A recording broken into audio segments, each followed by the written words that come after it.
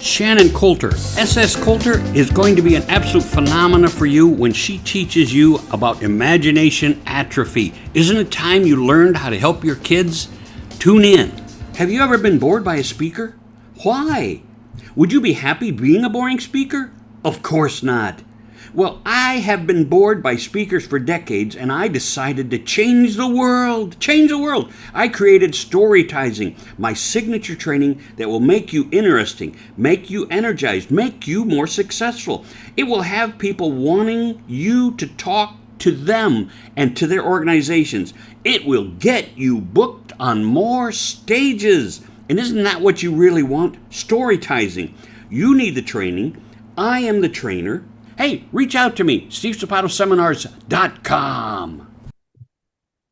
Hey, I'm Steve Sapato, and you're listening to The Happiness Agenda, and I'm telling you, I'm here with SS Coulter, and she is absolutely fabulous, and we're going to talk about some wonderful things that have to do with your family, your success, and your happiness, right, Shannon?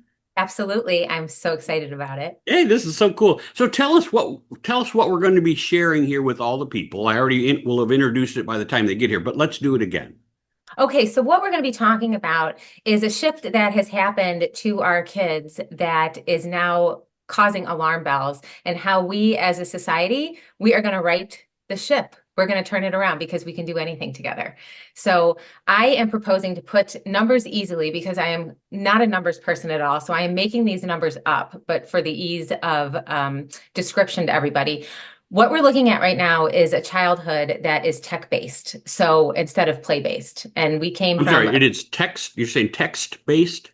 technology-based. Tech-based, okay. Yeah, tech-based versus play-based. And I am just, like I said, these are just numbers that I'm throwing out, but I am seeing children being on technology 75% of the time and playing 25% of the time. And we need to flip that around for our society and for them. Yeah, How many because people listen? How many people listen are already going, yes, we need to do that. I mean, I think most of us already know that, and I think that's one of the giant challenges with our education system. I mean, Shannon, I love to watch Facebook, and I love to watch the animal videos, but I also love to watch when they do those guy on the street and he interviews somebody and says, "What's 3 times 3 times 3?" And they're like, 87. You know, I mean, you're like, yeah, we obviously need help. And that's one of the problems is, and we'll get into this probably later on in here, but I'm a nutball for most of the ADHD drugs, I think, come, and somebody are going to argue with me, but most of them come from, the kids don't settle down. Well, that's because you don't give them the recess we used to have. You don't give them the outside time we used to have. So they're in the classroom being held down, and they're just like, oh, I got to get free. So they are bad behavior kids, but they're not bad behavior kids because they're bad kids. It's because they aren't being fed what they need for education, right? Exactly. That's exactly right, Steve. It's interesting. I talked to a bunch of fathers last week. And so what I did is I went back and I kind of looked at what was going on with boys. So I'm going to throw a statistic out first. So the rate of depression and anxiety has gone up in our kids and our girls. I have it written down here, 145% in girls and 161% in boys. Man. That's like unforgivable. We have to fix that. Now, why did that happen? It's because it trapped right with the smartphones. Ooh. So yeah, right when smartphones came out. So that big incline went from 2010, and I believe it's 2010 to 2015 when they recorded those numbers. And the sharp incline started in 2010. So when I go back to what I was saying about the boys, though, their depression rate has been growing since 1970. And to what Steve just said, back then is when education switched and they started rewarding sitting down and listening for long periods of time. And that really harmed little boys more than girls because we're built differently. They also, at that time, play was really reduced. And so parents brought their kids in more. And then they were more supervising more and more protective. Again, much more harmful to little boys than little girls, because little boys rough and tumble more and do more stupid things. That's exactly right. And we talk about that all the time. And we post it, and we try and make a point, but we don't we don't really push it forward. It's not our agenda. It's more like our thought process. So what are you proposing? What is your ideas here? Yeah. So the third thing, I just want to finish this. The third thing that happened is I think it's 1976, Pong came out. Oh, Um, yeah. and boys were more inclined to go on video games than girls back then. So they've been dealing with this thing shifting for a much longer time than girls. And so I would say the video games, and I want to make it clear right now, I am not against technology. That's why I said 75-25. Kids need to learn technology. Technology is here. Technology is why Steve and I are looking at each other right That's now. right. But it can't be their whole life. It's got to be something they do, not everything they do. So the boys started to get more interested in video games. And so they got digitalized quicker than the girls did. And so with the boys, then with the smartphones, excuse me, both boys and girls got digitalized.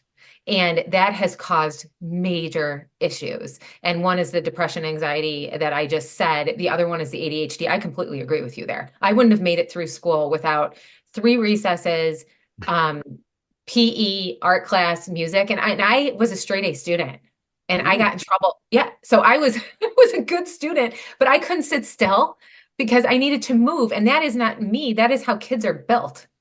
Oh yeah. So See, and I was the exact opposite. I was the ADHD kid. I mean, I was the kid who I'm not a good student. I didn't study well. You couldn't sit me down and hope that I would study.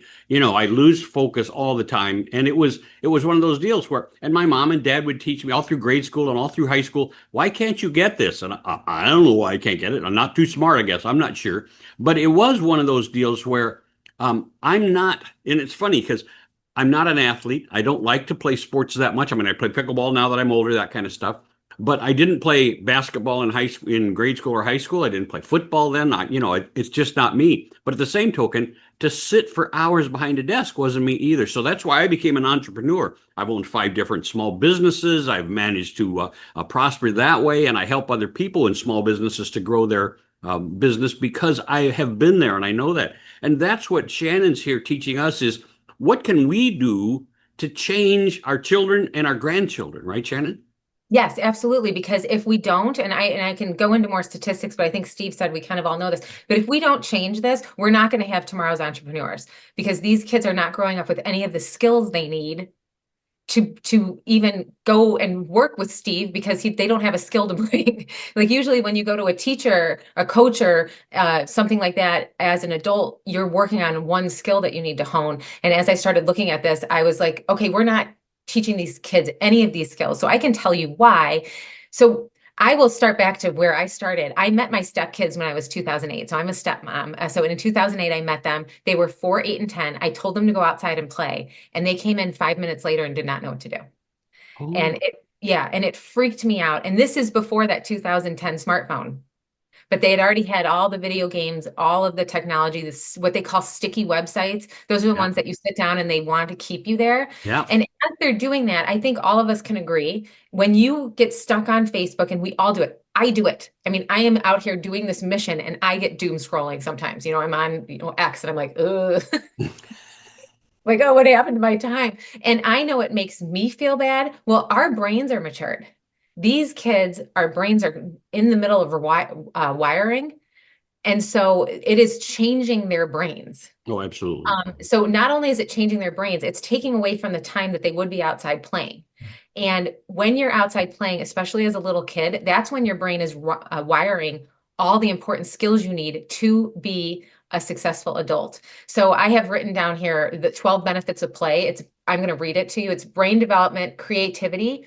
The social skills are collaborating with others, playing with others with a common goal, negotiating, learning to follow rules, thinking of others and seeing their perspective, solving conflicts fairly and independently, asserting themselves, following another's lead, showing sympathy and empathy, communicating effectively. I could keep going.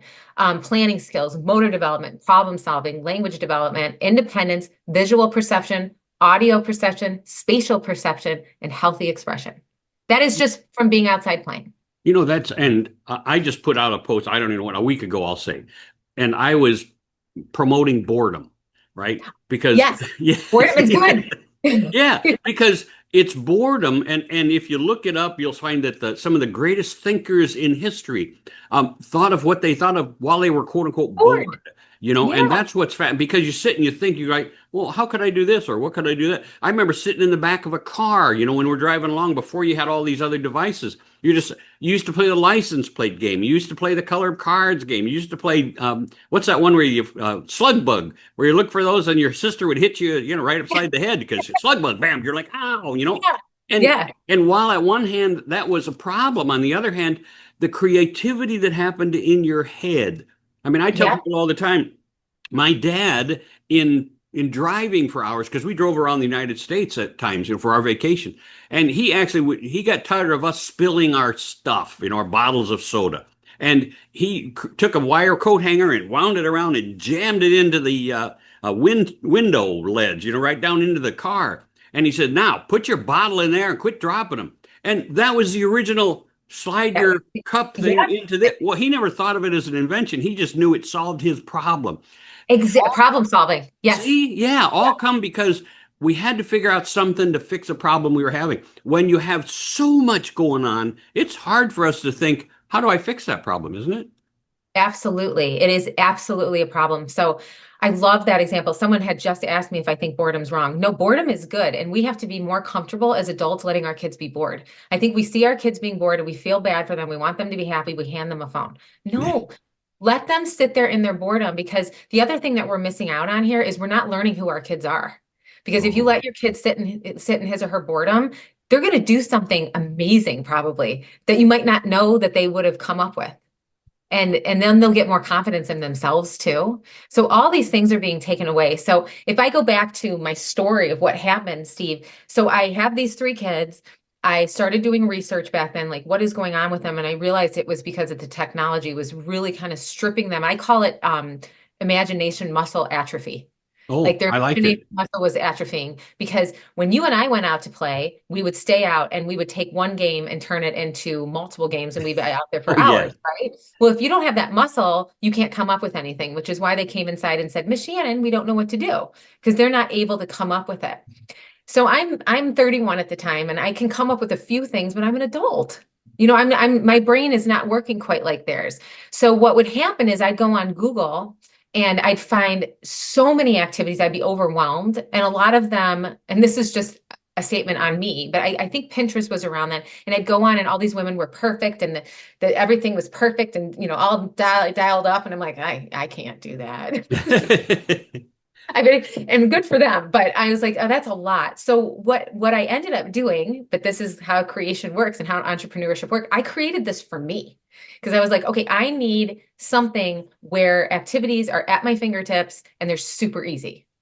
So we came up with Planet Fassa, and I Wait, wrote wait. Planet. Fassa. So I will Spell that. Spell that. FASSA. So it's Okay. family, activities, stories, service, and awards. And that's what the whole company is made up of. But Fasa came from Mufasa. Mufasa was my cat at the time, and he was hilarious. And I didn't want Disney to sue me, so I called it Fasa. Yeah, it's like we're not going to deal with that. But I ended up writing children's books about him and my other animals and my husband's animals to get kids excited about these characters, excited about our activities, and then bring them into the website at the time, and they could pick one of the characters to be, and then they could get activities. So we created that whole thing. Long story, extremely short. We had to put it to bed in 2012. We built a website with all these amazing features right when apps came out. And so, yeah, and we were new entrepreneurs. We did some stuff I would not do again, but I will say I put it to bed back then. I was able to raise my stepkids. We ended up having custody, so I raised them. So I got to be a mom, which is better than anything ever. So yeah, it felt like a failure. Now it's like the biggest wonderful thing that's ever happened. That's cool. Yeah. So, but here we are on the other side of that. I know what we did wrong the first time. We're building the app now. I know what You're rebuilding the we're app. rebuilding it. Yes. Now, And and now, I'm going to pause here. How many yeah. people of you listening out there have started something, walked away from it, and then came back to it? How many of you said that's not working, and then 5, 10 years later you went, "Oh man, I think Now, I know." Some of us do it for 6 months or 12 months, and some people do it for 5 or 10 years. I mean, I've done that. I've had a book in my head for my kid way back when I wrote, when he would go with grandma and grandpa up for an 8-hour trip to a cabin. And I would write a story for him and let him read it to grandma and grandpa on his way up. And I called it the Chronicles for Zachary. And I must have had 30 or 40 of those. And, you write those. And then 10 years down the road, I said, oh, that'd make a good book or something for the kids. And I'd already probably eliminated it from my computer, so it was gone. But you do stuff that you come back and you go, that is good. And that's what you're saying. What you had was good. You're making it better.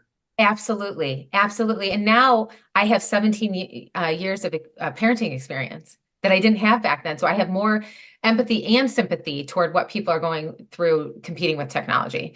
So it's a win-win. And I will say to people, coming and adding to what Steve just said, if you have something in your brain, if it didn't go well before, if you can't stop thinking about it, do it. Do it. That's kind of what it was. I was like, I can't stop thinking about this. It hurt that it didn't work out, but there could not be more of a time that we need it than now. It probably wasn't even the right time back then. Oh, good we point. didn't have the statistics. I was out there, trumpeting this, and people were like, nah, it's not a big deal. Well, now there's books written about it. Yeah, that's right. Yeah. That's right. Yeah. So, I don't even remember what I was saying. So I think I was talking about bringing it back. I don't remember, Steve. Yep. That's exactly what you're saying. You were saying Okay. you had learned what you were missing. You're putting it back together in a better way. So tell us Yes. more about that. Yeah. So what we're doing now is we're coming back out with the app, and I rewrote the 7 stories. There was 6 and I rewrote them. There's a 7th.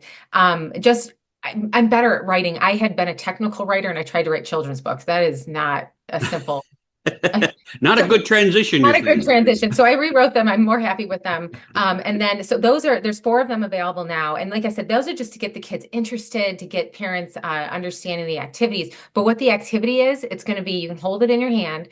All of the activities are driven by points.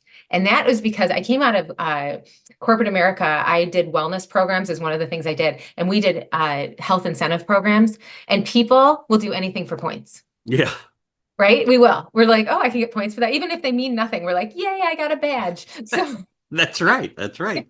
Well, we liked it. And it's interesting when you say that. For the people listening, one of the things that we're talking about here is how you can make a difference to your family, to your children, to your grandchildren. It's how we can learn how to grow. And that's one of the things that we want to be able to do. We want to have more positive impact on the people around us. We want to make changes. And that's important that Shannon's sitting here helping you come up with ideas. And so I'll let you go ahead and finish, Shannon. What else you got going? Well, yeah. So one thing I love that you just said that. One thing that bothers me about certain things is when people come out and keep stating the problem, but they don't give any solutions. I want to give a solution. I want it to be simple. So basically, we have this app and you can sign yourself up and your kids up and they can pick one of the characters. But when you go on it, we have all these activities, and the activities have mind, heart, and body points, because we want a well-balanced kid. So if you come home at the end of the day, you're a mom or dad, you have 3 kids, you have to cook dinner, they're bothering you. One of the biggest things that stinks about this is I want parents to get their kids off of technology, but I don't think it's fair to have a parent have to be the imagination station for their kids. You're not the chief entertainment officer of your family. You're like That's everything right. else, right? So it gets kind of hard, and it happened to me too. I'd get tired and I'd hand them the phone again. Well, then we're back in the vicious cycle. So we want to give you something when you get home. You're like, okay, I can go on the FASA app. It's going to be called FASA Nuggets of Fun. Just simple little nuggets, and I can say I have 3 kids. I need a half an hour. They haven't been treating each other nice, so I want heart focused activities. Oh, wow. So and that comes out and it gives you a bunch of ideas. And then So you're not just saying give them a stick. No, well, I might though. I might.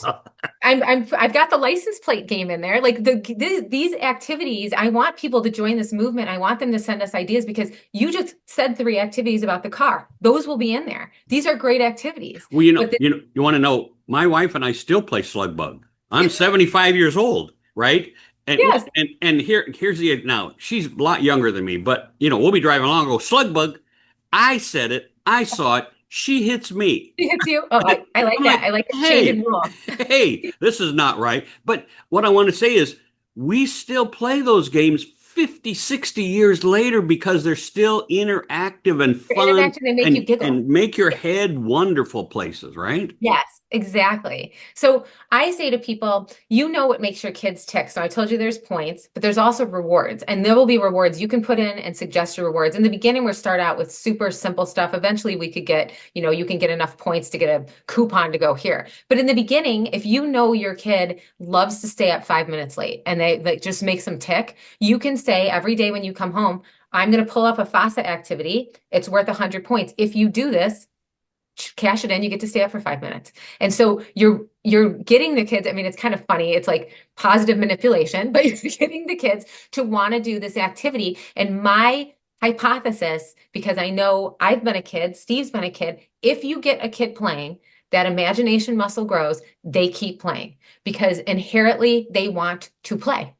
That is what they want to do. You just have to give them a little bit of a nudge. So it's a super interactive, easy, at your fingertips, a way to get your kids playing. So, and the cool thing about today, which we didn't have 15 years ago, and I am blown away by this, is that now with the help of AI, I can have AI eventually know if you're at your home, if you're moving in a car, and know what to send you, which is really cool. And take your activity and give you 5 different suggestions on it. So it's a really, really in-depth, easy activity tool for you to feel like an excellent parent and not feel bad about yourself handing the phone to your kid. And I also like it because your kid can see you using your phone as a tool to do something off your phone. And that's a good lesson to teach your kid. That's fantastic. That's right. And that's one of the things that we have to start teaching our kids. We have to start teaching our grandkids. She's still teaching kids. I'm teaching grandkids. But they have to learn what works and what can help them work. One of the greatest challenges I think we have in America today is that so many people say, I got nothing to do, or they're getting into trouble because they're picking the wrong things to do. And you're like, well, why is that? And it's because we haven't taught them creativity. Right. So they could be great artists. I mean, I go back to my stepson 50 years ago, took his stuff and he was in art class in junior high. And the art teacher actually looked. Now, my wife thought he was this is great art. This is wonderful art. And I'm looking at it going, it's crap. Right now, I never told him that. Okay. He now knows.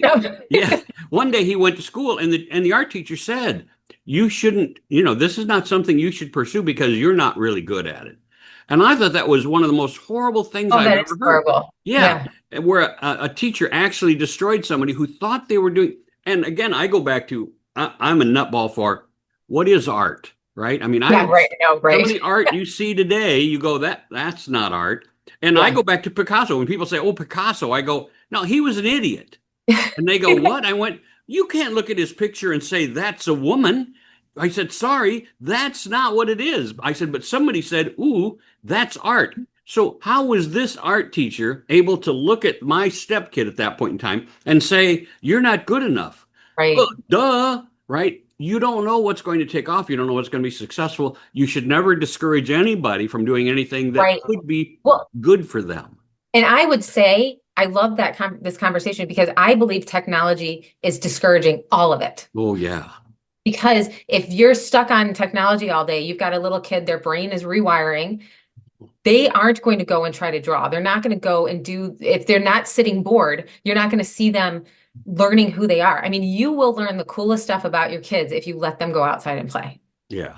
Because they're going to explore things and you might find out that they're interested in bugs and you never thought they would be, but they're never going to find that out if they're sitting in front of a computer. That's right. That's exactly right. They have to have time to find out stuff they don't like, find out stuff they do like. Right. I'll bet if you went back, from the people listening, if you went back in your life and you sat and said, I found out several things when I did this or when I did that or when I tried this, I found out that I failed at this. I found out I wasn't good at that. And then other stuff, I found out I was really good at this. Isn't that funny? And so those are the things. I mean, I've got friends who picked up like the harmonica and just messed with the harmonica for weeks and then one day played a tune and now they play the harmonica pretty well. And you're like, how cool is that they never would have done that had they not been bored?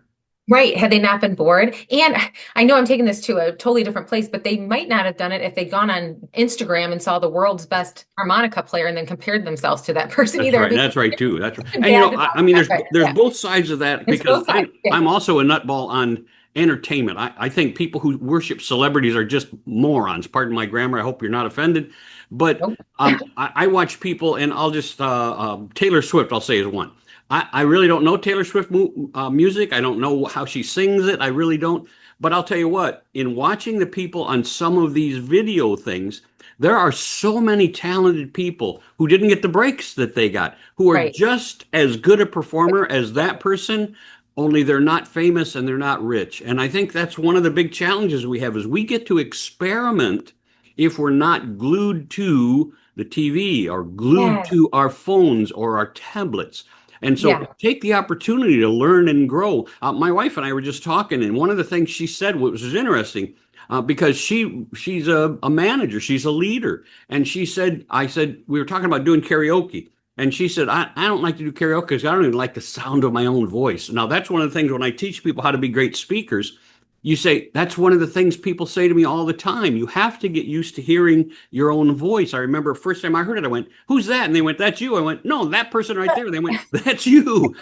And I went, "That's how I sound in real life." Wow, that's weird. And once you get used to, so you have to start adapting and learning and growing about yourself. Right. And And that's you important cannot that do when that with a screen. that's exactly right. You cannot. And one of the things I said when I listed the long benefits of play, the last thing I mentioned was a healthy expression. What that means, it's one of my favorite things. What that means is that Steve and I are outside playing, something bad happens, and we get mad at each other. We're mad at each other. We figure out our emotions. We get back along in a safe environment.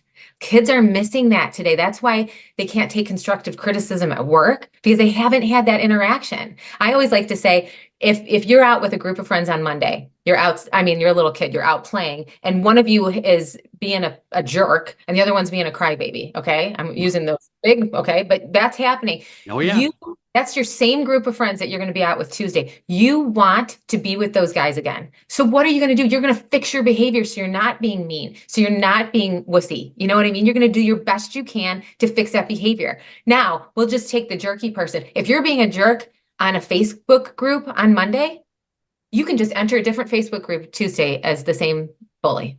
that's right. That's right. So it's really good to, and obviously everybody has a bad day, but even the kids who were there on Monday and saw the person who was crying, they get to see their friend having a bad day and they get to learn other emotions too. You know what I mean? So if Absolutely. you're missing out on stuff, then you don't even realize how many things you missed out or you learned while you were playing. Like if we were playing tag and let's say there was 5 of us and we created the rules and all of a sudden a sixth kid came and we had really set rules, you and I are not going to look at that kid as a problem. We're going to look at that kid as a challenge. Like, how do we change the rules so we can all stay outside and play together? That is a great thing to have for business. Problems become challenges. That's right. So yeah, there's all these crazy skills. So Shannon, how do Yeah. they get hold of you? Okay, so I have a website right now. It's sscoulter.com. So I'll spell it. It's S as in Shannon, S as in Sue, and then Coulter is Coulter. And I have everything out there right now. There's links to Wait, my book. Susan, sscoulter.com? Oh, .com. Yeah, I'm so sorry. Yes, That's right. ssculture.com. No, thank you for clarifying. So everything's out there right now. The books, there's link to the books. I have free coloring pages and word searches and activities. And then the app, we're going to have a place where you can sign up to be a tester on the app. So we'll have it free for a while because where I screwed up last time is I built the website in like a funnel and didn't ask anything. So this time we're going to put it out there and ask for feedback because my goal here, I really, from my bottom of my heart, I want to help this next generation. I do not want another generation of kids who can't look in your eyes because they don't know how to. You know what's interesting, Shannon, is I teach people how to be better presenters, better speakers. And I tell people all the time, you want your kid to have more confidence, you want yourself to have more confidence, you learn to be a public speaker. And people go, I don't want to learn public speaking. I'm not talking about getting on a stage. I'm talking about speaking in front of people, speaking to organizations or groups, speaking to other people. You're a parent. You have to speak up and be heard. And being a speaker who can know how to do this changes your confidence. And I'm telling you, it changes kids. It changes your kids tremendously when they suddenly go, hey, people are listening to me. People are paying attention to me. And it's really important for you, as the listeners here, to understand that there's all kinds of things that change your kids.